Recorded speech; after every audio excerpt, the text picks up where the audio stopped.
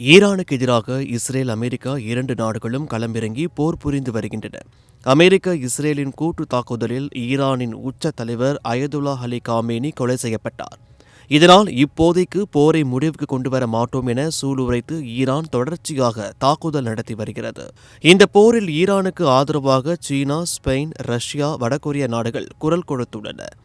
இதேபோல அமெரிக்கா, இஸ்ரேலுக்கும் உலக நாடுகள் ஆதரவு தெரிவித்து வருகின்றன. இதனால் மூன்றாவது உலகப் போர் வந்தாலும் ஆச்சரியப்படுவதற்கு இல்லை என்னும் சூழ்நிலை உருவாகியிருக்கிறது. இந்நிலையில் ஈரானின் உள்நாட்டு விவகாரங்களில் தலையிட யாருக்கும் உரிமை இல்லை என சீனா வெளிப்படையாக மிரட்டல் விடுத்துள்ளது.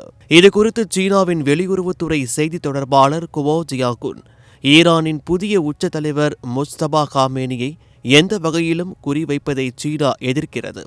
ஈரானின் தலைமை மற்றும் அந்நாட்டின் உள்நாட்டு விவகாரம், இது ஈரானின் அரசியலமைப்பு அடிப்படையில் எடுக்கப்பட்ட முடிவு. எந்த காரணங்களை காட்டியும் ஒரு நாட்டின் உள்நாட்டு விவகாரங்களில் மற்ற நாடுகள் தலையிடுவதை சீன அதிபர் ஜி ஜின்பிங் எதிர்க்கிறார். ஈரான் இறையாண்மை, பாதுகாப்பு மற்றும் பிராந்திய ஒருமைப்பாடு முழுமையாக மதிக்கப்பட வேண்டும், இவ்வாறு பேசியிருக்கிறார். முன்னதாக சீனாவின் ஆதரவுக்கு நன்றி கடனாக ஹோர்முஸ் நீர் அணையில் சீன கப்பல்களுக்கு மட்டும் அனுமதி அளிப்பதாக ஈரான் அறிவித்தது. தற்போது சீனா வெளிப்படையாகவே ஆதரவு தெரிவித்து பேசியிருப்பதால் சீனா ஈரான் உறவு மேலும் வலுவடைந்துள்ளது. ஈரானில் இருந்து அதிகளவு கச்சா எண்ணெயை சீனா இறக்குமதி செய்வதும் இதற்கு முக்கிய காரணம் என்பது குறிப்பிடத்தக்கது.